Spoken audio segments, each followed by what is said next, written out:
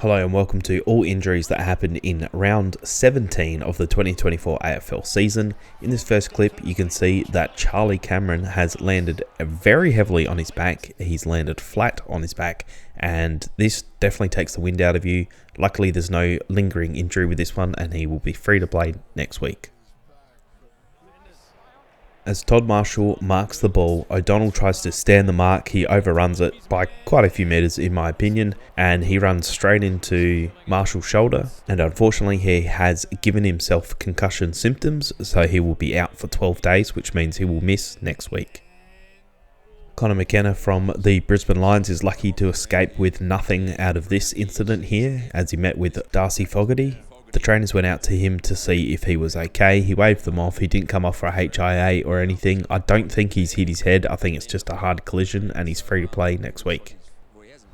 Brody Myercheck from the Magpies has tried to steal this ball, and in doing so he's torn his pectoral muscle, which is in your chest, and that means that his season is over.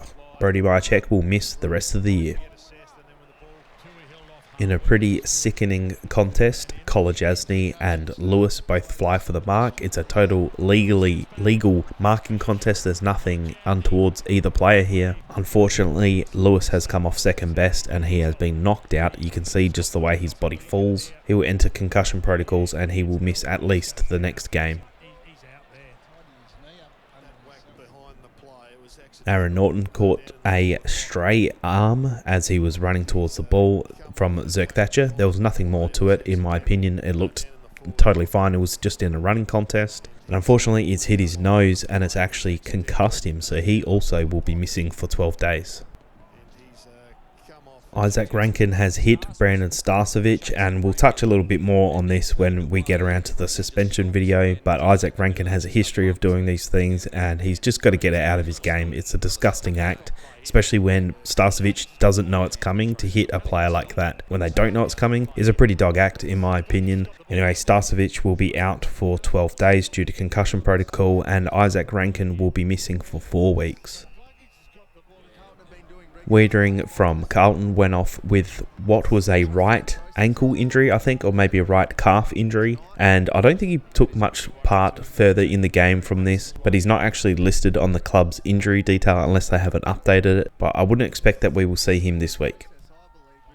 Will Day looked like he almost injured himself. He does have a history of concussion, so I wasn't surprised if he was going to go off, but he did go off and eventually came back on and did play the rest of the game. So it looks like he has escaped that concussion, so he should be free to play.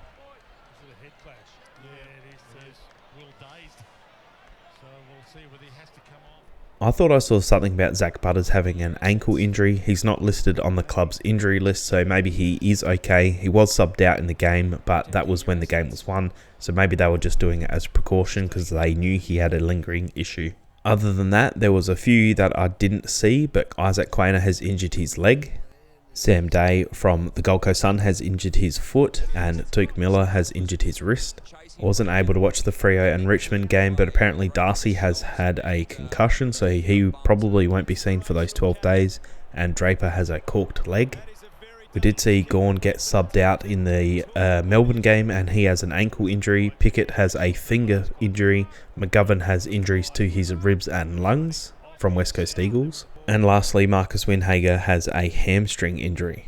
Thank you so much for watching, and I'll see you in the suspensions video tomorrow.